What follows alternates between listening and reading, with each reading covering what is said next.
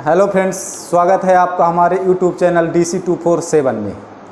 जैसा कि हम अनुपात और समानुपात आपको पढ़ा रहे थे, तो आज हम चर्चा कर रहे हैं समानुपात के बारे में। अनुपात हमारा कंप्लीट हो चुका है, आज हम बात कर रहे हैं समानुपात के बारे में।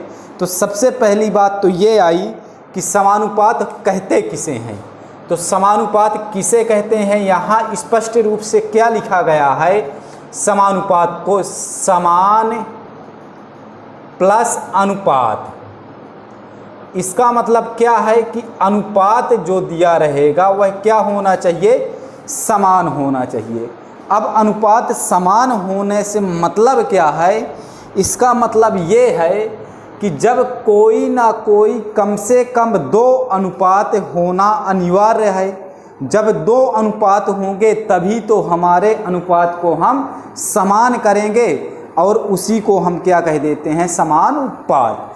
तो इसकी हम परिभाषा क्या लिख सकते हैं कि जब दो अनुपात आपस में समान हो, क्या लिख सकते हैं कि जब दो अनुपात आपस में समान हो, आपस में क्या हो, समान हो, तो वे क्या कहला जाएगा, समानुपात। जैसे हम एग्जाम्पल लेते हैं और हम ये लेकर चलते हैं कि दो अनुपात, जैसे मान लीजिए कि चार संख्याएं दी गई हैं। कौन कौन सी संख्या, A, B, C और D, ये क्या दी गई हैं, चार संख्याएं दी गई हैं। और इन चार संख्याओं में पहला अनुपात A अनुपात B और दूसरा अनुपात C अनुपात D। और समानुपात का चिन्ह क्या होता है, हमें चार डॉट लगा देना है, तो ये क्या चिन्ह हो गया, समानुपात का चिन्ह हो गया। तो अब क्या कह रहा है, इसका मतलब क्या है, जहां चार डॉट लिखा है इसका मतलब यह है बराबर अर्थात समान। A अनुपात B बराबर C अनुपात D, या कि हम इसको लिख सकते हैं A बटा B बराबर C बटा D। अब यहाँ से परिभाषा क्या बताया था कि जब दो अनुपात आपस में क्या हो, समान हो, तो वे क्या कहला जाता है, समानुपात। लेकिन यदि हम दूसरी परिभाषा इसी के देखें तो हम क्या कह सकते हैं इसको कि जब चार राशियां, कितनी राशियां हैं, चार, 1 2 3 और 4, अर्थात A B C और D, चार राशियां आपस में इस प्रकार संबंध रखती हों कि पहले राशि का अनुपात दूसरी राशि से, क्या कह रहे हैं कि पहली राशि का अनुपात दूसरी राशि से और तीसरी राशि का अनुपात चौथी राशि से आपस में बराबर हो या समान हो, तो हम क्या कह देते हैं, इसको समानुपात कहते हैं। तो ये तो बात आई हमारे क्या, समानुपात की बात आई।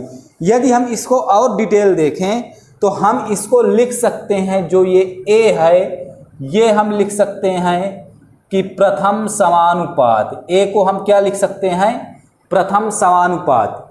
इसी तरह B को हम लिख सकते हैं द्वितीय समानुपात, C को हम लिख सकते हैं तृतीय समानुपात और D को हम क्या लिख सकते हैं, चतुर्थ समानुपात। अर्थात क्या है कि समानुपात के लिए हमें मिनिमम कितनी राशियों का होना अनिवार्य है, चार राशियों का होना अनिवार्य है।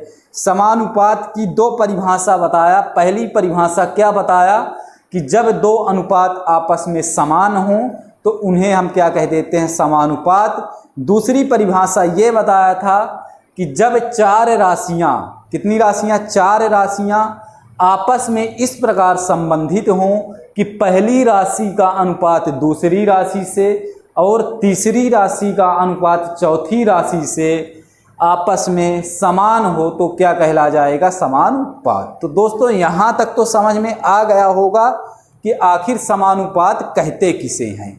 अब हमारे सामने ये प्रॉब्लम आई कि हमारे एग्जाम में यहाँ से क्वेश्चन कैसे बनते हैं। देखो बहुत छोटा सा टॉपिक है, कोई बड़ा टॉपिक नहीं है, 10 मिनट का टॉपिक है। हमारे एग्जाम में यहाँ से 4 चीजें पूछता है। आपसे पूछेगा प्रथमानुपात निकालने को बोलेगा, द्वितीयानुपात बोलेगा या कि मध्यानुपात बोल देगा, तृतीयानुपात और चतुर्थानुपात। यह 4 चीजें हमारे एग्जाम में पूछता है और कोई ना कोई एक आपसे एग्जाम में पूछ लेगा। मान लीजिए आपसे बोल दे कि कोई राशि दे दे और बोल दे कि इसका तृतीयानुपात निकालिए। अब हम इनको सभी को देखते हैं एक एक करके कि हमें प्रथमानुपात कैसे निकालना है, कैसे मध्यानुपात निकालना है, कैसे तृतीयानुपात निकालना है और कैसे चतुर्थानुपात निकालना है। एक बात यहाँ ध्यान में ये रखना है कि यदि आपसे एग्जाम में प्रथमानुपात, मध्यानुपात और तृतीयानुपात पूछेगा, यदि ये 3 चीज पूछेगा तो आपको कितनी राशि दी रहेगी? 2 संख्याएं देगा, अर्थात 2 राशियां देगा, जिनको हम क्या लिख दिए कि ए और बी। 2 राशियां दी रहेंगी और आपसे निकलवा लेगा प्रथमानुपात, मध्यानुपात और तृतीयानुपात। लेकिन यदि आपसे चतुर्थानुपात निकलवाएगा तो आपको कितनी राशि दी जाएगी? 3 राशि दी जाएंगी, अर्थात 3 संख्याएं दी जाएंगी। तो चलिए दोस्तों, अब हम शुरू करते हैं, एक एक करके इनको हम समझते हैं कि प्रथमानुपात क्या है, क्या द्वितीयानुपात और क्या तृतीयानुपात, क्या चतुर्थानुपात। तो हम सबसे पहले बात करते हैं प्रथमानुपात। अभी हम आपको प्रथमानुपात की बात करते हैं और क्या बताया था प्रथमानुपात के लिए? आपको 2 राशियां दी जाएंगी। हम मान लेते हैं कि ए और बी दिया गया है, ए और बी दिया गया है और निकालना क्या है आपको? प्रथमानुपात। तो इसको हम कैसे करेंगे? प्रथमानुपात मतलब हम यदि इसको लिख दें प्रथमानुपात को फर्स्ट, क्या लिख दें? प्रथमानुपात को फर्स्ट, अनुपाते ए समानुपाते ए अनुपाते बी। हमेशा जो प्रथमानुपात के लिए ध्यान रखना है, जो पहली राशि रहेगी उसको हम क्या करेंगे? 2 भागों में बांट देंगे, ये ध्यान रखना है। तो यहाँ से हम लिख सकते हैं कि फर्स्ट बटा ए इक्वल ए बटा बी, अर्थात फर्स्ट प्रथमानुपात बराबर ए स्क्वायर बटा बी। आपको ये डायरेक्ट ध्यान रखना है कि प्रथमानुपात के लिए क्या करना है? ए स्क्वायर बटा बी। आपके एग्जाम में कैसे क्वेश्चन देगा? एग्जाम में मान लो छोटा सा बिल्कुल नॉर्मल क्वेश्चन आता है, जैसे क्वेश्चन दे दिया आपके एग्जाम में कि 4, 5 का प्रथमानुपात ज्ञात कीजिए, प्रथमानुपात ज्ञात कीजिए। अब आपको क्या करना है? आपको ये करना है, यदि हम प्रोसेस से चलें तो क्या करेंगे? प्रथमानुपात, अनुपाते, यहाँ ए की जगह 4 लिखेंगे तो फर्स्ट अनुपाते 4 समानुपाते 4 अनुपाते 5 और फर्स्ट अपॉन 4 इक्वल 4 अपॉन 5। तो फर्स्ट बराबर 4 4 जा 16 अपॉन 5। तो आपका क्या आ जाएगा? 16 बटा 5। लेकिन आपको क्या बताया कि डायरेक्ट ध्यान रखना ए स्क्वायर बटा बी। यहाँ ए क्या है? 4 है, तो 4 का स्क्वायर मतलब 16, बी क्या है? 5 है, तो 16 बटा 5। तो प्रथमानुपात कितना आ गया? ए स्क्वायर बटा बी। इसके बाद हम बात करते हैं द्वितीयानुपात की। हम बात किसकी कर रहे हैं? द्वितीयानुपात अर्थात मध्यानुपात। आपके एग्जाम में द्वितीयानुपात नाम से नहीं आता है, आपके एग्जाम में आता मध्यानुपात नाम से। तो आपको क्या है कि यदि 2 संख्याएं ए और बी दी गई हैं तो आपको मध्यानुपात निकालने के लिए क्या करना पड़ेगा? मध्यानुपात यहाँ से नाम से स्पष्ट है क्या कि मध्य का अनुपात क्या होना चाहिए? समान। अर्थात हम क्या लिख सकते हैं कि ए अनुपाते, मध्यानुपात को हम मान लेते कि यक्स, इसके बाद समानुपाते यक्स अनुपाते बी, अर्थात ए बटा यक्स इक्वल यक्स बटा बी, अर्थात यक्स का square equal to A B, X बराबर स्क्वायर रूट ए बी। तो आपका ये क्या निकल कर आ गया, जहां यक्स क्या है, यक्स ये क्या है आपका मध्यानुपात। तो आपको डायरेक्ट क्या रखना है, याद रखना है कि जब आपसे मध्यानुपात बोलेगा तो जो दो संख्या दी रहेगी तो इन दो संख्याओं का गुणनफल और इसका स्क्वायर रूट। तो आपको क्या ध्यान रखना है कि square root of a into B. तो ये मध्यानुपात आपका निकल आया।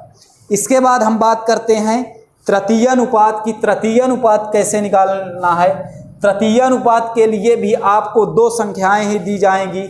अभी बताया था कि प्रथमानुपात, द्वितीयानुपात और तृतीयानुपात के लिए दो संख्याएं दी रहेंगी और इनको हमें निकालना कैसे है। तो तृतीय अनुपात के लिए क्या करेंगे, a अनुपाते b समानुपाते b अनुपाते तृतीयानुपात। तो तृतीय अनुपात क्या आ जाएगा, a बटा b इक्वल b बटा तृतीयानुपात। तो तृतीयानुपात कितना आ जाएगा, b स्क्वायर बटा a। आपको ध्यान क्या रखना तृतीयानुपात के लिए, b स्क्वायर बटा a। प्रथमानुपात के लिए आपको क्या बताया था, a स्क्वायर बटा b प्रथमानुपात के लिए। तृतीय अनुपात के लिए b स्क्वायर बटा a। तो ये चीज़ें आप ध्यान में रखिएगा। इसके बाद हम बात करते हैं चतुर्थानुपात। आपके एग्जाम में बहुत बार चतुर्थानुपात पूछा गया है और चतुर्थानुपात के लिए क्या करेंगे बताइए। आपको तीन संख्याएं दी रहेंगी। कितनी संख्याएं दी रहेंगी चतुर्थानुपात के लिए, तीन संख्याएं दी रहेंगी। कौन कौन सी संख्याएं, हम मान लेते हैं कि a, b और c तीन संख्याएं दी गई हैं। तो इसको यदि हम सेट करें तो कैसे करेंगे, a अनुपाते b समानुपाते c अनुपाते चतुर्थानुपात। तो आपको a बटा b बराबर c बटा चतुर्थानुपात। तो चतुर्थानुपात क्या आ जाएगा, bc बटा a। तो ध्यान में रखना है कि चतुर्थानुपात कितना आ जाएगा, bc बटा a आ जाएगा। तो दोस्तों आपको समानुपात में आपके सिर्फ यही चार चीज़ें निकलवाएगा, या कि प्रथमानुपात, या कि द्वितीयानुपात, या कि तृतीयानुपात, या कि चतुर्थानुपात। एक बार मैं एक सारणी बनाकर लिखे दे रहा हूं कि आपको चारों याद रखना है और डायरेक्ट याद रखना है, क्योंकि एग्जाम में आपके पास टाइम नहीं रहता कि आप कैलकुलेशन करते रहो, वहां जमाते रहो। तो आपको प्रथमानुपात एक साइड लिख लीजिए कि प्रथमानुपात, एक साइड लिख लीजिए द्वितीयानुपात, फिर लिख लीजिए तृतीयानुपात, फिर लिख लीजिए चतुर्थानुपात। तो प्रथमानुपात के लिए क्या बताया था आपको, a स्क्वायर बटा b। ये क्या आ गया आपका प्रथमानुपात। द्वितीयानुपात बोलें या कि हम मध्यानुपात बोलें, इसके लिए क्या बताया था, under root a into b। तृतीयानुपात के लिए क्या बताया था, b स्क्वायर बटा a। चतुर्थानुपात के लिए क्या बताया था, bc बटा a। तो ये चार चीज़ें आपको याद रखना है। प्रथमानुपात a स्क्वायर बटा b, द्वितीयानुपात under root a into b, तृतीयानुपात b स्क्वायर बटा a और चतुर्थानुपात bc बटा a। अब आपके एग्जाम में क्वेश्चन कैसे पूछता है, जैसे मान लीजिए क्वेश्चन एक मैं यहाँ से ले लूँ और आपसे बोलूँ कि 3, 4, 5, आपको दे देगा संख्याएं 3, 4, 5 का चतुर्थानुपात होगा, चतुर्थानुपात होगा, ये आपका क्वेश्चन बोल देगा। अब आपको यदि चतुर्थानुपात या ध्यान है, इसका मतलब क्या है, bc बटा a। यहाँ b कौन सी संख्या होगी, a यहाँ 3, b 4 और c 5। तो bc बटा a, bc मतलब 4 इंटू 5 बटा a 3, तो 20 बटा 3। तो आपका क्या निकल कर आ जाएगा, चतुर्थानुपात 20 बटा 3। तो इस तरह के आपके एग्जाम में छोटे से क्वेश्चन पूछा जाता है, लेकिन एग्जाम में बहुत ही इंपॉर्टेंट क्वेश्चन है, ये जरूर ध्यान दीजिएगा। कोई बहुत बड़ा समानुपात नहीं है, छोटा सा टॉपिक है। 4 चीज़ें हमें ध्यान रखना है, तो इन चीज़ों को आप लोग ध्यान रखिए और आप लोग ऐसे ही तैयारी अपनी जारी रखिए। बाकी हम मिलते हैं नेक्स्ट वीडियो में, तब तक के लिए थैंक यू, धन्यवाद।